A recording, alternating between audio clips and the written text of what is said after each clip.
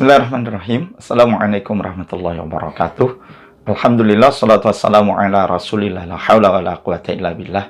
Amma ba'du, sahabat sekalian yang dimuliakan Allah, kita berada di momentum Rajab 1444 Hijriah. Kita tahu Rajab itu termasuk bulan yang mulia. Ketika kita itu melakukan kebaikan, maka insyaallah Allah akan menambah pahala dari yang kita lakukan. Namun sebaliknya ketika kita itu melakukan keburukan, maka tentu dosa kita akan dilipat gandakan. Naudzubillah min dzalik. Tentu ini akan menjadi pilihan bagi kita. Setiap orang yang mengaku beriman kepada Allah dan beriman kepada syariat yang dibawa oleh Rasulnya Muhammad SAW. Termasuk di antara kemaksiatan yang sangat-sangat besar itu adalah ketika kita itu menolak melaksanakan apa yang telah diperintahkan oleh Allah Subhanahu wa taala dalam segala hal aktivitas kehidupan kita. Mungkin dalam urusan peribadatan kepada Allah saat ini kita itu masih belum menolak salat masih kita terima, puasa Ramadan masih kita tunaikan.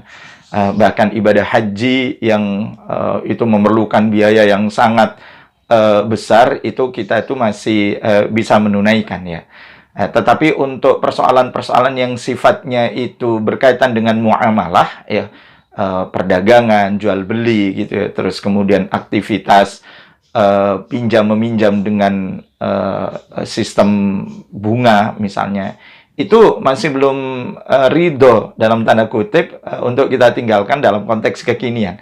Karena kita itu berdalih, bukan dalil berdalih bahwa kita belum bisa melepaskan itu sekarang dan belum bisa menjadikan keterikatan kita dalam syariat Islam dalam urusan muamalah. Karena kita itu kan heterogen, kita itu kan majmu, kita itu kan bukan homogen.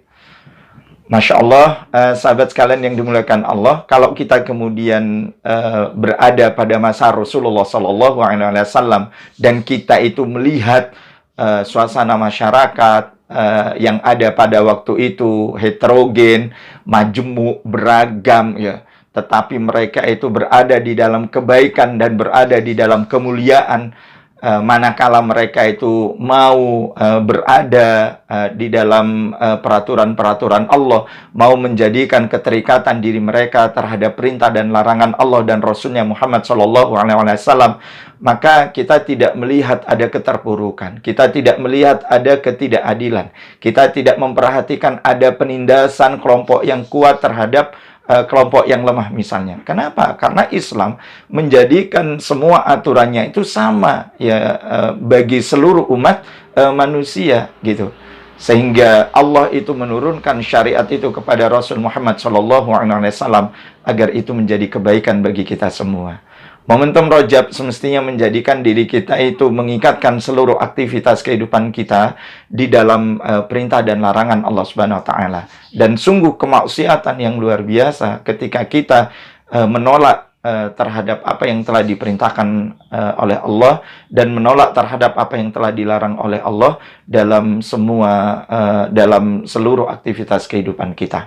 Tentu kita akan memilih berbuat ketaatan agar Allah melipat gandakan kebaikan, dan kita akan menghindarkan kemaksiatan agar Allah tidak melipat gandakan dosa kita. Semoga Allah membimbing kita kepada jalan yang diridhoi oleh Allah Subhanahu wa taala. Amin ya rabbal alamin.